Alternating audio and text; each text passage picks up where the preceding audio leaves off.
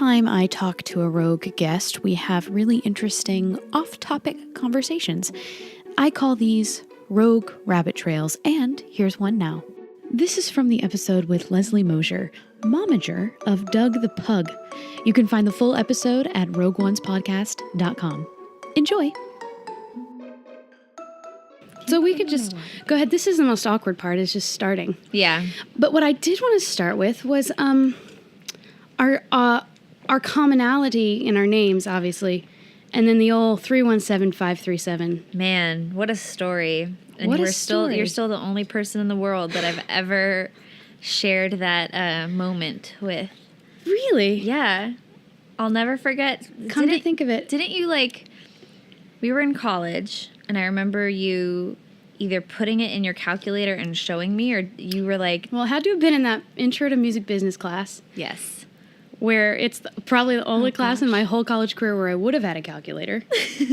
And we were sitting there, and I think it was something like both at the same time, we were like, hey, I can spell. And then we stopped and just pointed at each other. We could spell our name on a calculator. Damn. So readers out there, if you type 317, no, oh my goodness, I've messed it up. No, that was right. No, yeah, 317537. Flip the calculator upside down. It says Leslie. It says Leslie. I don't know what other names you can do that with. There's probably a few, but Bob. 808. But even that. Well, I remember the way I discovered it, and your experience was probably the same way. All of the boys would put 8008. 135. Oh, that no 135. Yep. Okay, good. So there are different variations of that one. Yep. But then you could do hello pretty easily. That's true. And so we were the creative ones. That's and right. We were like, we're going to find a way to make our name work. Creativity started. And then Doug, a month or so later, we were at the same festival that Bieber was at. Uh-huh. And Doug met Justin, and they took a photo of him in the Calvin Kleins with Justin, and so that was crazy. How does that work? Because you already had a relationship with management, did you reach out to them again and just said, hey, we're in the same place, or? I wish it were that easy with Okay. Justin. It was, usually that is how it happens. Okay.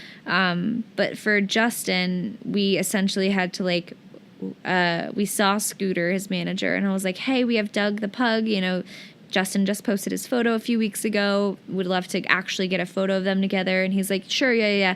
Just wait around. Justin's Just wait in his around. dressing. We had to literally wait outside his dressing room for 2 hours. And then I had to get the courage to go up to Scooter Braun one more time. Hey, can we please go take this photo? We didn't want to be annoying. Yeah. There's tons of people waiting outside his dressing room, and he's like, you come, and just pointed to me.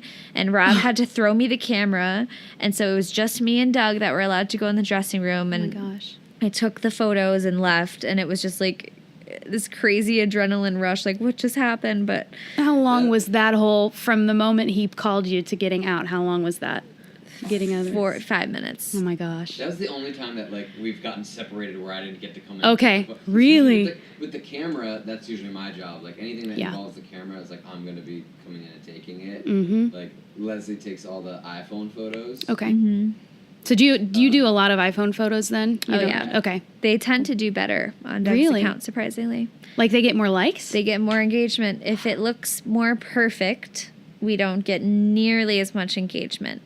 There's a certain brilliant. style of photography that does really there are some animals that's their thing, and they have beautiful photos in exotic, really cool hiking places or things. Pristine white. Mm-hmm. Yeah. Mm-hmm. And that does well for them, but for Doug, it's always just been They wanna the see him as he the way is. The iPhone photo was. And then I just have to ask, Jonathan Van Ness officiating your wedding. Oh. How the heck? How did that happen? So, long story short, we had been messaging him on Instagram from Doug, and he was a Doug fan, as we spoofed Queer Eye a few times. Yeah.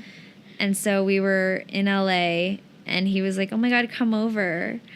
And we did. And we hung out with him for a night, and it was awesome. And we took photos of him and Doug. And so it was like literally, I don't think I've ever been so excited to meet a celebrity. It was so exciting. How often is the celebrity super excited? Exactly. You know, and does that happen a lot, or is that pretty sometimes, rare? Okay. Sometimes. But with Jonathan, I was just so personally like, oh my God, this person's amazing, that it was like extra special. But when we met him, he was so down to earth and cool, and like we all kind of connected in a weird way that I was like, damn, he was awesome. Like I want to hang out with him all the time.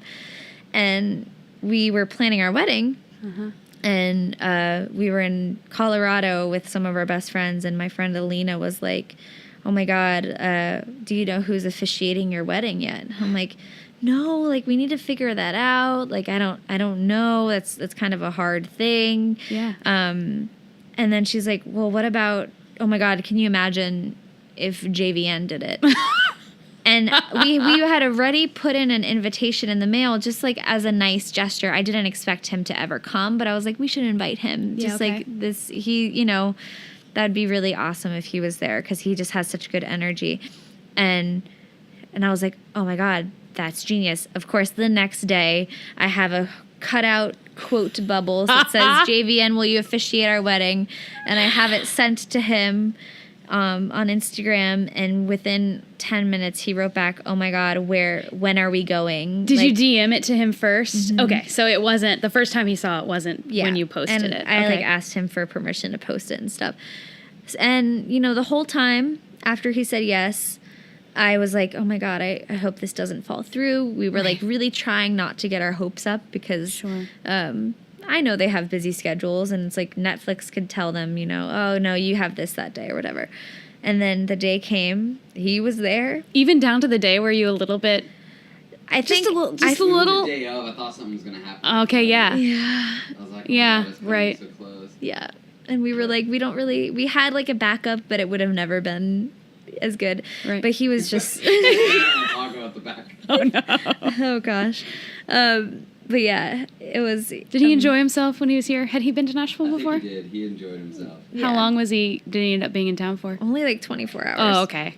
Yeah. But that's not a whole lot of time. He definitely made it very special, and we have a bond with him now that no one could ever. Just spending a lot of time with him on our wedding day, and he was like helping me with my hair, because I had a comb in the top of my bun and a veil in the bottom of my bun. So it was just like gravity was like fighting each other, and it all started falling. And so he's like, Queen, like, let me fix your hair. And it was so he made it not to have stressful. a Jonathan Van Ness to be watching your wedding here. You can find our full conversation at rogueonespodcast.com or wherever you listen to your podcasts. We'll talk soon, friend.